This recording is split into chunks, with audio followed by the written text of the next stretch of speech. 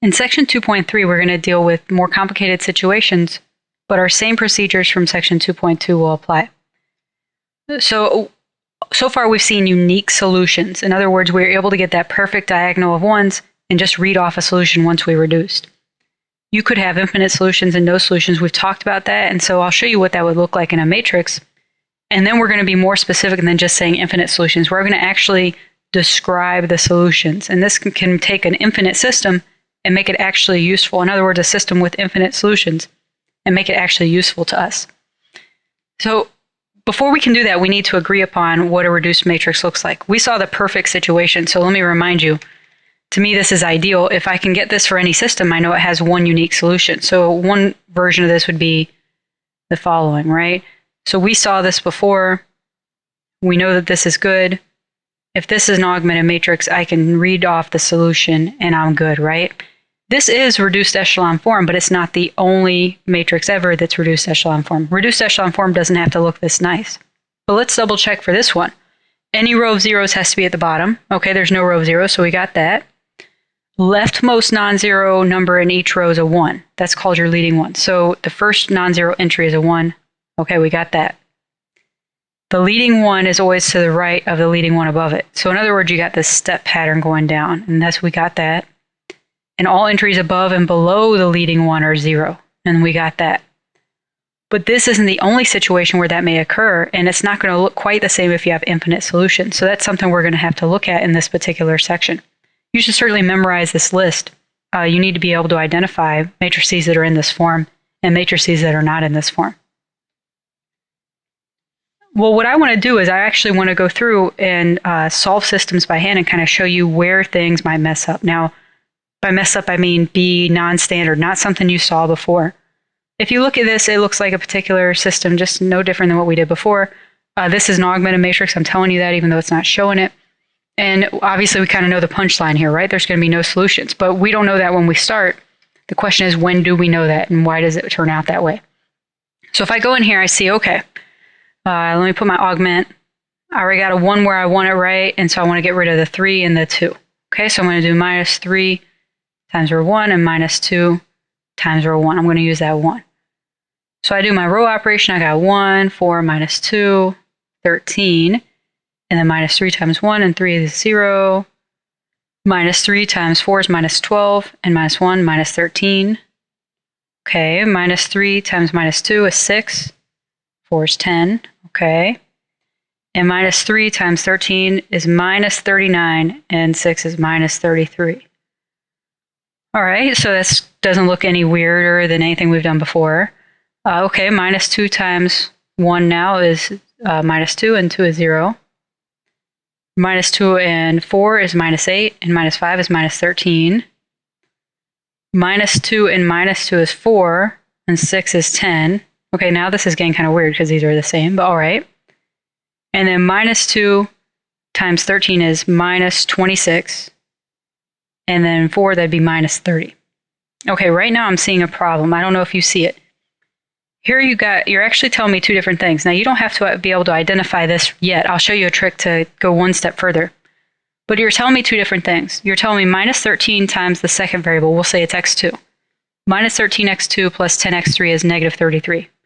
But here you're telling me the same thing is actually minus 30. Those two things can't be true at the same time. So if I go off script, I stop doing Gauss-Jordan, which would tell me to get a 1 here. I'm not going to bother. What if I was to subtract row 2 here? Let me show you what happens. This will eventually happen if you go through Gauss-Jordan, but it might take a little bit longer. You should notice this after you've been working a while. I don't expect you to notice the first time, but after you've been working with many systems, I figure you'll recognize it. So I would leave this the same, 0, minus 13, 10, minus 33. Okay, if I do that, I get 0. I get minus 13, and now remember, I'm subtracting row 2. Minus 13 minus a negative 13, so I actually get 0. 10 minus 10, 0. And then minus 30 minus a negative 33. So minus 30 minus negative 33 would be minus 30 plus 33. Okay, that'd be 3. There's my problem. This is what you're looking for. If you are working on solving a system of equations in a matrix and you get something like this, In other words, let's remember where our augment is. You get zeros on the left-hand side of the augment and a number on the right-hand side of the augment. This automatically means no solutions. Because what it's telling you is the 0 times x1 plus 0 times x2 plus 0 times x3 equals 3. In other words, it's saying 0 equals 3, which is not possible. So this automatically means no solution. Now the number over here, if this was 0, it'd be different. This has to be a non-zero number. So if these are zeros, and over here you have a non-zero number, then automatically it's always going to be no solution. So that's something to watch out for as you're solving. And I saw what was going to happen here because we got the same information, but different numbers. If these were the same numbers, then there would be infinite solutions because we'd end up with a row of zeros canceling everything out. And we'll see some more information about that in just a moment. So this is the first type of situation you should be aware of, but we're more focused on infinite solutions in this section. Okay, now this system of equations I think looks very different than things you might have dealt with so far. So looking at this system of equations, I've got 3 equations and I've got 5 unknowns. 3 equations, 5 unknowns. That's already telling me maybe I don't have enough information for all the variables, right? You would need 5 equations to get an exact fix on all 5 variables. So this is the same system, it's just giving me more space. The first thing I want to do to try to solve this, I'm just going to act like I don't know, say anything strange, and I'm going to try to solve this with Gauss-Jordan elimination. So the first thing I need to do is make an augmented matrix for this. It's going to be a big matrix, but that's okay. So the first one has all the variables. I got to be careful now with so many. So I got 1, 2, 4, 1, minus 1, 1. Then I got 2, 4, 8. The next one does have all of them. 3, minus 4, 2. Then I got 1, 3, 7, but look, we're missing an x4, so there's a 0. 3, minus 2. Okay, so remember my augments here. I don't have to write it every time, but I'm just remembering for right now. And so now I start trying to apply Gauss-Jordan elimination. So I want a 1 here, we got it. That's not always going to happen, but with a lot of textbook problems, it's going to happen. And so now I use that 1. So I'm going to say, okay, here I want to do minus 2, row 1, and here I want to do minus row 1. Let's see what happens. This first row stays the same. I just got to make sure I don't lose track of my numbers. And now this row, 2, minus 2 times 1 plus 2 is 0. Okay, minus 2 times 2 is minus 4, and 4 is 0. Minus 2 times 4 is minus 8, and 8 is 0. Okay, minus 2 times 1 is minus 2, and 3 is 1. And minus 2 times minus 1 is positive 2, and minus 4 is minus 2. And then minus 2 times 1 is minus 2, and 2 is 0. Okay, so a lot of stuff canceled out. That doesn't mean anything really, because I didn't end up with that situation from before. Now I'm going to say, or do this row operation, so I get 1 minus 1, I get 0. 3 minus 2, I get 1. 7 minus 4, I get 3. 0 minus 1, I get minus 1. 3 minus negative 1 is 3 plus 1, so I get 4. And then minus 2 minus 1, I get negative 3. Okay. Now Gauss-Jordan says my next goal is to get a 1 here. It doesn't look like that's going to happen here, but notice what I got in the third row, so I'm going to switch these two. I'm not going to have fun writing all these numbers, but at least it's a nice, easy row operation, right? So my first one stays the same. I'm just being careful to make sure I don't skip any numbers since there's so many. And now I've switched these 2 rows. So 1, 3, minus 1, 4, minus 3. And then 0, 0, 0, 1, minus 2, 0. All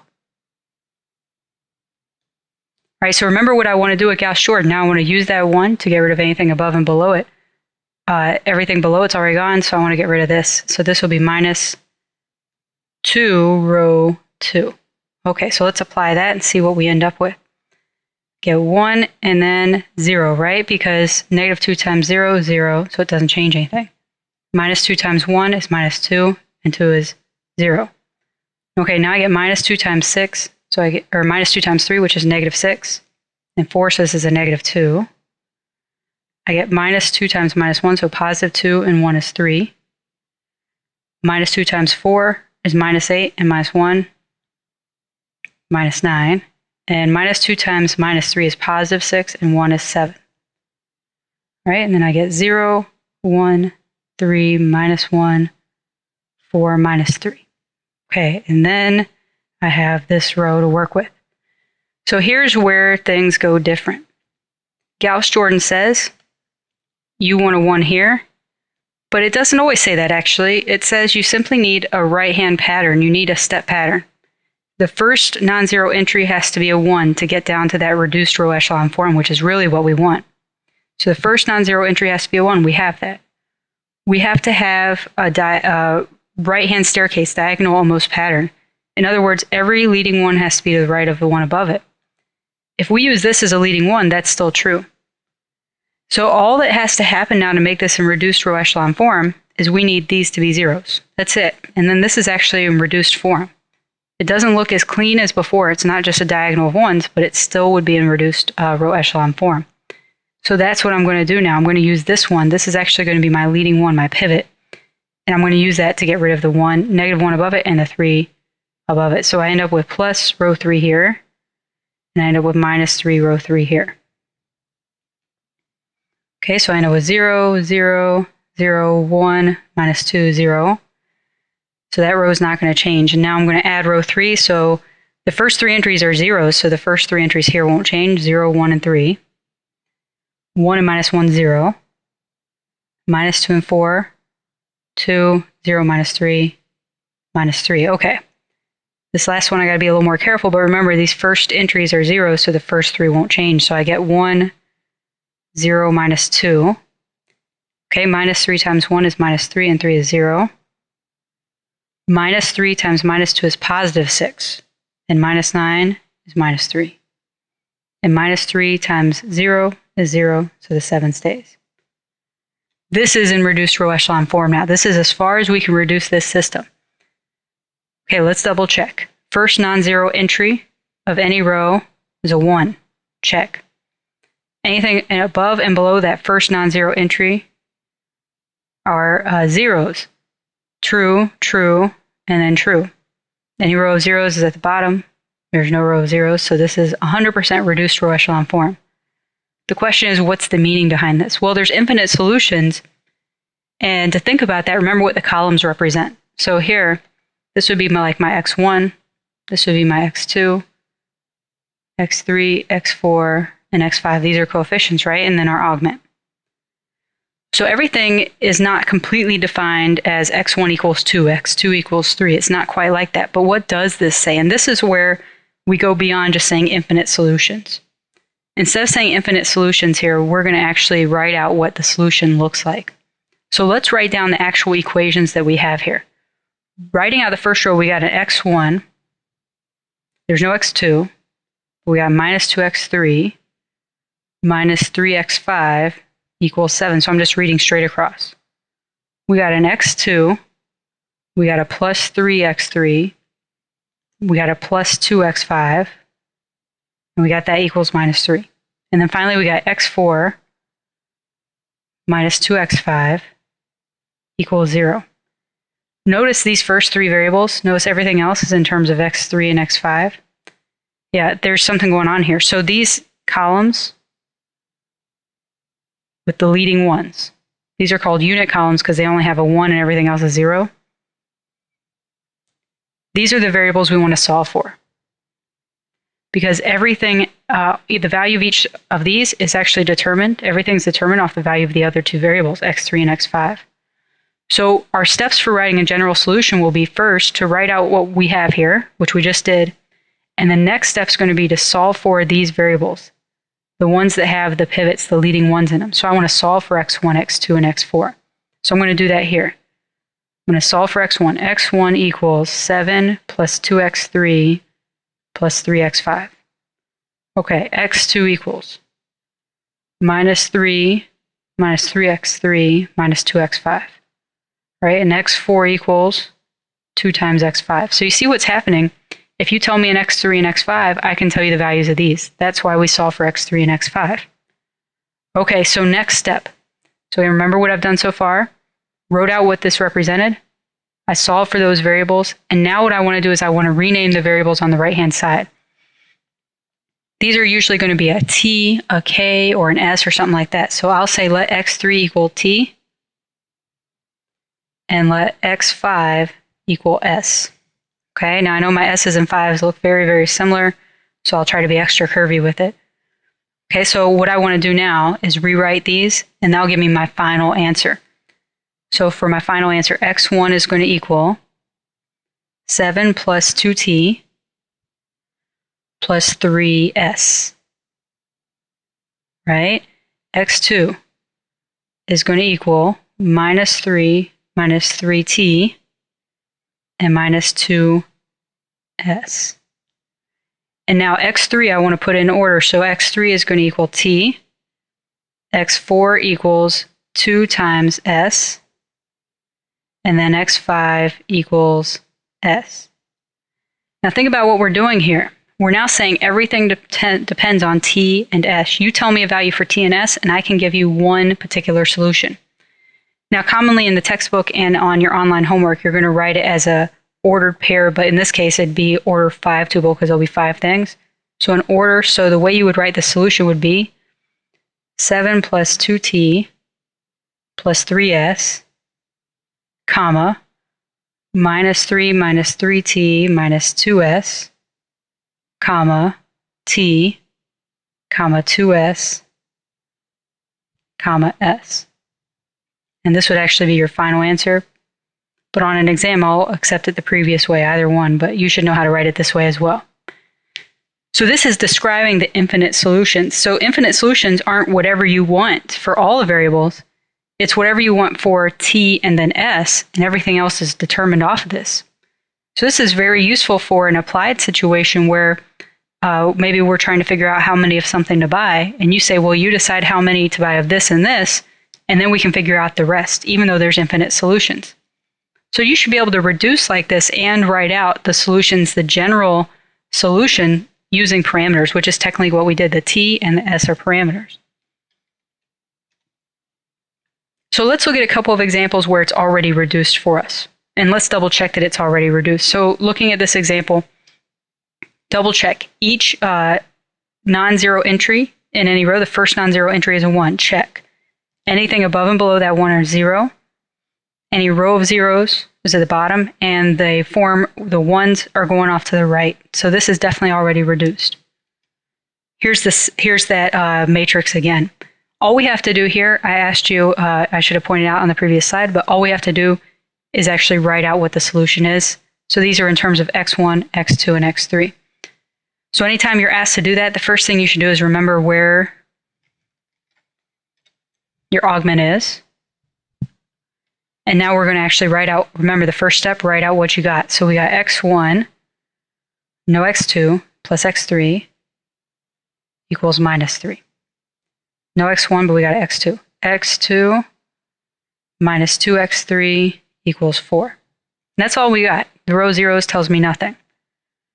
Now what we're going to do is solve for the variables that have the leading ones in the column. So that would be the first, so that'd be x1 and x2. We want to solve for these two. Okay, so my next step is to solve for that. So I get x1 equals minus 3 minus x3, and x2 equals 4 plus 2x3.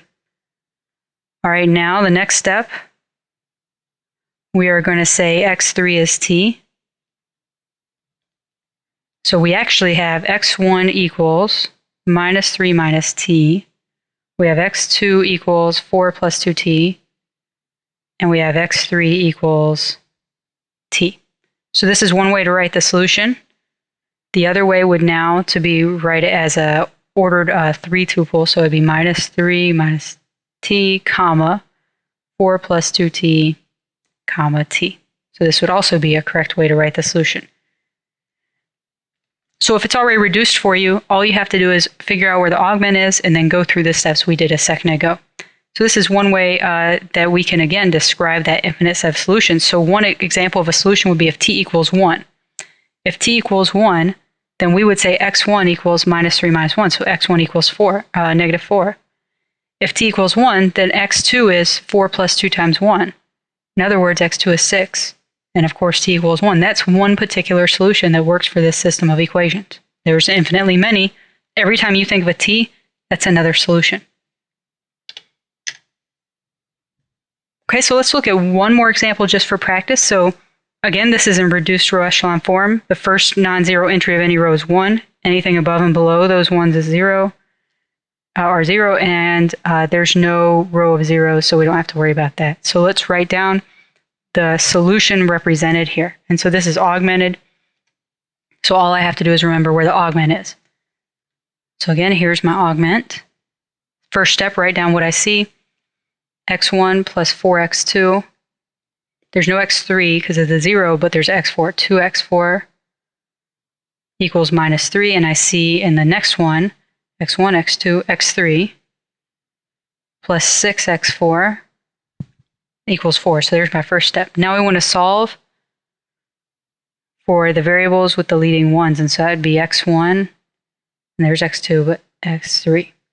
Okay, so I solve for those two. So now I have x1 equals minus 3 minus 4x2 minus 2x4. And x3 equals 4 minus 6x4. All right, so now I want to let the other variables be something like s, t, r, q, something like that. So I'm going to say let x2 equal t and let x4 equal s. All right, if that's going to be the case, and actually let's not use s, let's use instead, let's use r. Okay, if that's going to be the case, then I can now rewrite my solution. x1 is going to be equal to minus 3 minus 4t minus 2r. And then x2 is going to equal t. x3 will be 4 minus 6r.